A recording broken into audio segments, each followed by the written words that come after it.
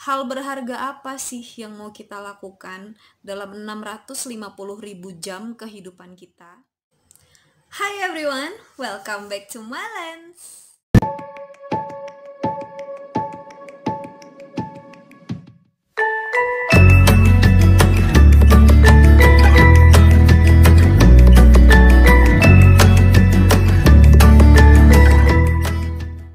Di video kali ini aku mau memberi semacam pemanasan untuk memasuki serial yang berikutnya, yaitu serial filsafat, sains, dan juga social science, dan mungkin nantinya kita akan bahas buku-buku politik dan ekonomi juga. Tapi aku mau mengajak teman-teman untuk memulainya dengan membahas sebuah buku sains populer, karena sains ini adalah anak dari ilmu filsafat. Hubungan antara keduanya selebihnya nanti akan kuceritakan di video selanjutnya. Tapi kali ini aku mau bahas tentang bukunya dulu. Buku sains ini di-request oleh pemilik channel Nevi Ropang, dan aku berterima kasih banget sudah diperkenalkan dengan buku ini karena buku ini luar biasa menarik. Ada sekitar 290-an halaman dan aku hanya membaca buku ini dalam waktu 4 jam. Kenapa? Karena buku ini seru banget teman-teman. Dan ketika membacanya tuh ada banyak hal yang membuat aku kayak terkaget-kaget tentang betapa magicalnya alam semesta ini. Buku yang di-request ini berjudul A Short History of Nearly Everything, atau sejarah singkat dari hampir segala sesuatu, yang ditulis oleh Bill Bryson. Nah, bagi teman-teman yang penasaran sama channel Nevir Ropang, boleh silahkan kunjungi channelnya di atas sini ya. Ternyata di atas sini. Dan ini adalah channel gaming. Bagi teman-teman yang suka nge-game, monggo silahkan berkunjung. Nah, daripada teman-teman makin penasaran buku ini menceritakan tentang apa dan kenapa bisa menarik banget, kita simak sama-sama yuk, because reading can change your life.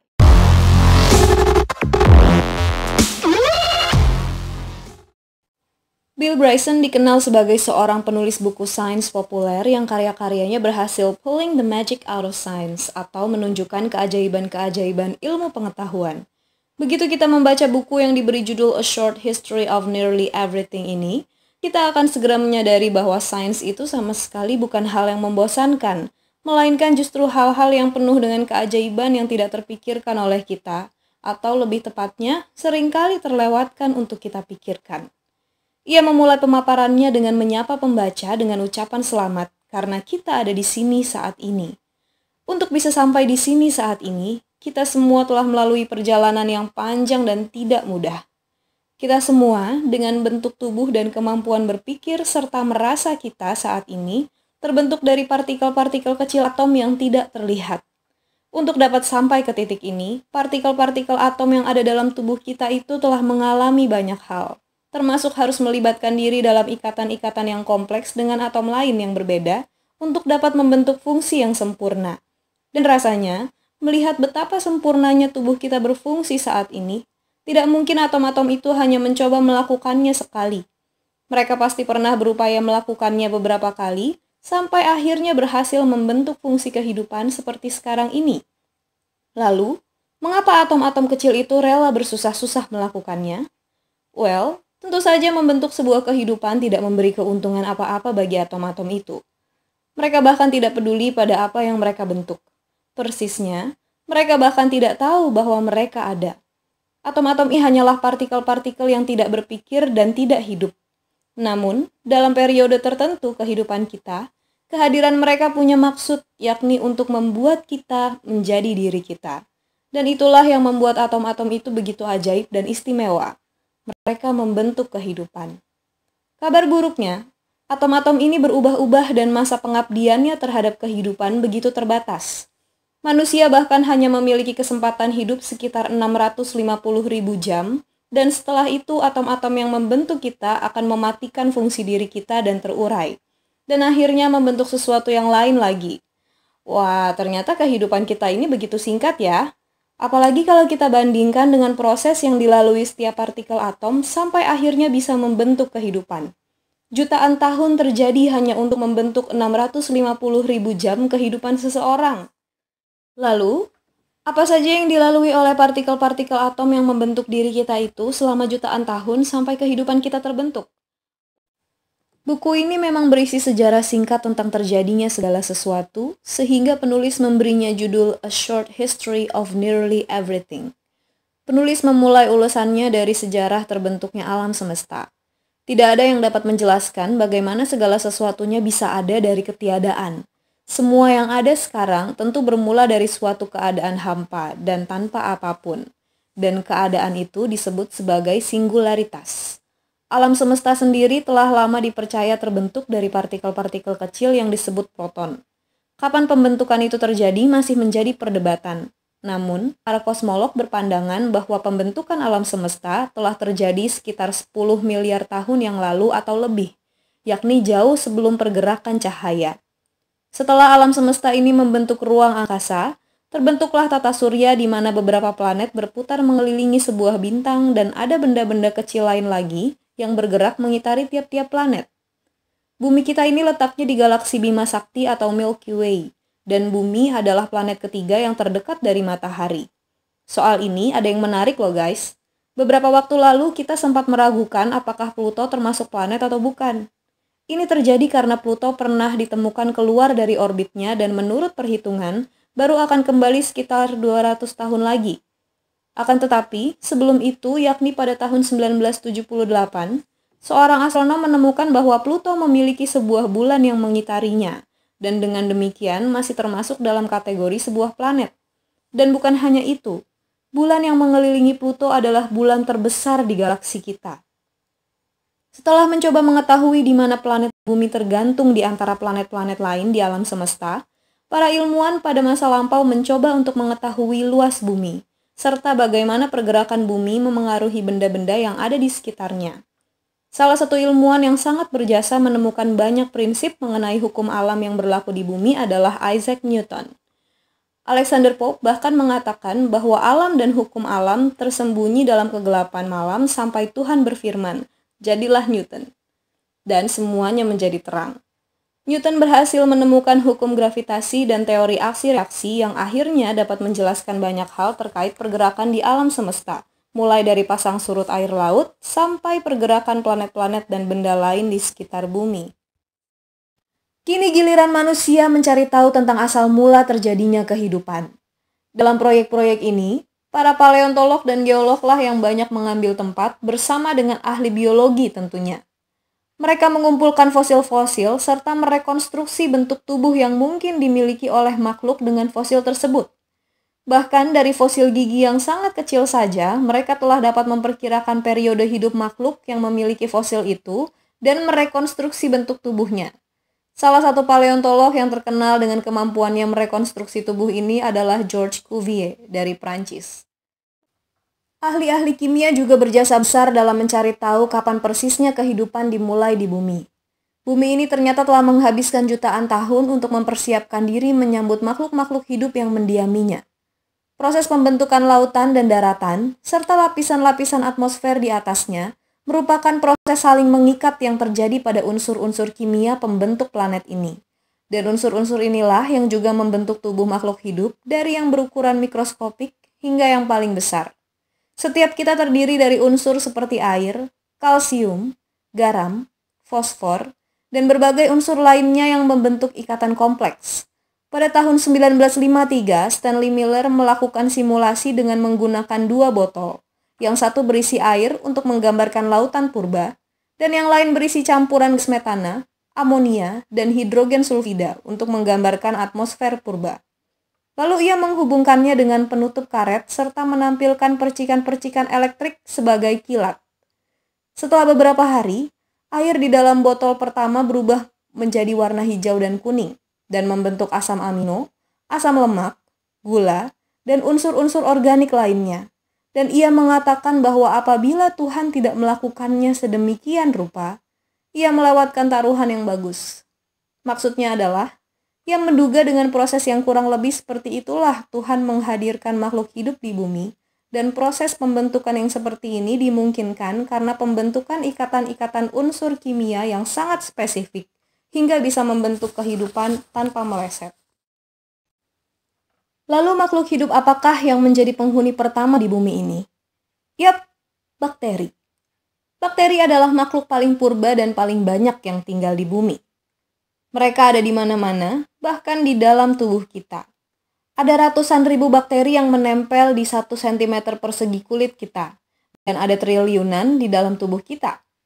Mereka melakukan fungsinya masing-masing mulai dari mengolah protein dan gula, hingga membunuh bakteri lain yang masuk ke tubuh kita. Kita tidak mungkin menyingkirkan mereka. Para bakteri ini mungkin tidak membangun kota besar atau memiliki kehidupan sosial yang cukup menarik. Namun, merekalah satu-satunya makhluk hidup yang masih akan ada di sini sampai matahari meledak. Bumi ini adalah planet mereka, dan kita hanya dapat berada di sini karena mereka mengizinkan kita ada di sini. Para bakteri telah melewati jutaan tahun tanpa kehadiran manusia. Namun, manusia tidak dapat melewati 1 hari saja tanpa kehadiran bakteri. Dari masa ke masa, para bakteri juga terus berevolusi. Sebagian menjadi penyakit yang berbahaya bagi manusia. Selain bakteri, ada pula makhluk semi-hidup yang disebut virus. Virus tidak memiliki unsur organik selengkap bakteri. Namun, mereka dapat hidup dalam organisme dan mengalami evolusi. Saat ini ada banyak penyakit yang disebabkan oleh virus dan salah satunya sedang menjadi pandemik, yaitu virus COVID-19. Jadi, rupanya makhluk hidup baru mulai ada di bumi belum lama ini ya. Lalu dengan cara apa kira-kira mereka semua bertahan? Tentunya dengan membentuk siklus kehidupan. Setiap makhluk hidup bereproduksi untuk melestarikan jenisnya sebelum akhirnya menjadi makanan bagi makhluk hidup yang lain. Reproduksi sendiri juga bukanlah proses yang sederhana. Dari makhluk hidup bersel satu yang menduplikasi dirinya, muncullah makhluk hidup lain hingga saat ini ada triliunan makhluk hidup di bumi. Di bumi ini, makhluk hidup yang kecil menjadi mangsa bagi makhluk hidup yang lebih besar, dan begitu seterusnya hingga akhirnya makhluk paling besar terurai dan kembali menjadi makanan bagi makhluk hidup yang paling kecil. Kepunahan hanya dapat terjadi akibat ketidakseimbangan alam atau ketidakmampuan makhluk hidup menyesuaikan diri dengan perubahan. Teori ini ditemukan oleh Charles Darwin yang diabadikan dalam karya tulisnya yang berjudul Survival of the Fittest. Kehadiran kita sebagai manusia adalah keajaiban, di mana berbagai makhluk hidup yang mendahului kita berevolusi secara sangat spesifik dan tepat sehingga dapat menghadirkan makhluk hidup yang disebut manusia. Demikian pula kejadian kita sebagai individu. Proses itu tidak kalah ajaibnya loh guys. Apabila sel sperma tertentu dari ayah kita tidak membentuk ikatan secara tepat dengan sel telur tertentu dari ibu kita tidak mungkin lahir ke dunia ini, dan mungkin saja ayah dan ibu kita melahirkan orang lain. Teori ini tentu membukakan pengertian kita bahwa setiap orang yang lahir ke dunia ini dalam kondisi apapun dititipi sebuah kepercayaan oleh alam semesta untuk melakukan suatu tugas, dan setiap kita dipanggil untuk melakukan tugas-tugas yang berbeda sesuai dengan zaman dan keadaan ketika kita dilahirkan. Setiap kita diberi waktu seumur hidup kita untuk melakukan tugas itu sampai waktu kita berakhir, dan tugas kita itu akan diteruskan oleh makhluk hidup lain. Well, buku ini masih membahas tentang banyak hal seperti DNA, perubahan zaman, hingga evolusi hewan berkaki dua sampai membentuk primata yang disebut manusia. Namun mungkin yang terpenting dari semua itu adalah pembahasan tentang betapa cerobohnya manusia dalam menjaga keseimbangan alam semesta. Pada bagian penutup buku ini, penulis menyebutkan kata-kata Norman Myers dalam karyanya The Sinking Ark, bahwa aktivitas manusia telah menyebabkan setidaknya 2 makhluk di planet ini punah setiap minggunya. Dan pada awal tahun 1990-an, jumlah tersebut telah meningkat menjadi 600 makhluk hidup per minggu, mulai dari tanaman, serangga, sampai hewan-hewan lain. Kenyataannya kita tidak tahu bahwa itu semua terjadi ketika kita mulai melakukan aktivitas kita. Penulis mengakhiri tulisannya dengan sebuah pesan penting bahwa apabila pembaca hendak memetik pelajaran dari buku ini, ia berharap bahwa itu adalah tentang betapa beruntungnya kita semua sebagai makhluk hidup dapat hadir di dunia ini. Dan kita 2 kali lebih beruntung karena dilahirkan sebagai manusia, sebab kita tidak hanya menikmati hak istimewa berupa eksistensi, melainkan juga kemampuan untuk menghargai eksistensi tersebut, serta dengan beragam cara membuat kehidupan ini bisa jadi lebih baik. Ini adalah talenta yang baru saja kita pahami. Kita masih ada pada permulaan dari zaman ini, dan kita semua tentu berharap untuk bisa mengupayakan agar zaman ini tidak segera berakhir. Gimana? Luar biasa banget kan bukunya teman-teman? Jadi dari buku ini aku belajar bahwa ternyata sains itu bukan hanya sekadar proyek yang memuaskan rasa ingin tahu kita, tapi itu adalah sebuah proyek besar yang penuh dedikasi terhadap alam semesta. Karena di dalam sains kita belajar mengenal alam semesta tempat tinggal kita.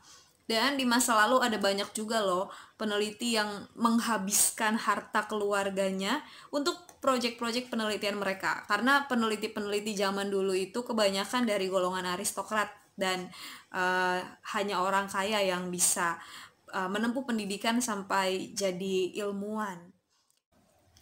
Setelah aku baca buku ini, aku juga jadi semakin sadar ya teman-teman, bahwa ternyata kehidupan kita itu sangat amat singkat apabila dibandingkan dengan eksistensi alam semesta.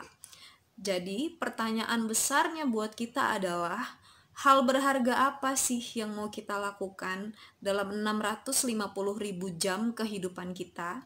Dan cara apa yang mau kita gunakan untuk bersyukur atas kehidupan yang sudah diberikan kepada kita, karena ternyata kehidupan itu ajaib banget teman-teman. Jadi filosofis nggak sih?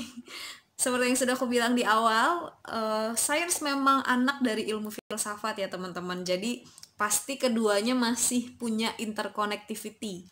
Dan tentang ini aku akan bahas selanjutnya di video yang berikutnya. Dan di sana nanti aku akan menceritakan sebenarnya apa sih filsafat itu dan ilmu-ilmu cabangnya tuh apa aja. Tapi jangan khawatir, aku nggak akan pilih buku yang ribet-ribet, yang susah-susah, karena aku akan memilih sebuah buku yang isinya anekdot-anekdot filsafat. Wow, keren banget nggak sih? Jadi kita mau belajar filsafat dari anekdot. Ada satu pengumuman lagi teman-teman, karena sekarang kita sudah mulai memasuki new normal dan aku juga sudah mulai bekerja seperti biasa. Jadi mulai sekarang aku akan mengupload video setiap seminggu sekali dan aku akan merilis video baru setiap Jumat malam. Jadi buat teman-teman yang penasaran sama review-review buku selanjutnya, ditungguin aja ya, setiap Jumat malam aku akan upload video baru. Terima kasih buat atensinya teman-teman. Dan jangan lupa like, subscribe, dan juga tuliskan komentar teman-teman di bawah. Boleh juga request-request buku filsafat yang teman-teman suka. Nanti akan ku catat, ku tampung, dan akan ku keluarkan pada saatnya. Oke, jangan lupa terus baca dan baca buku, because reading can change your life. See ya!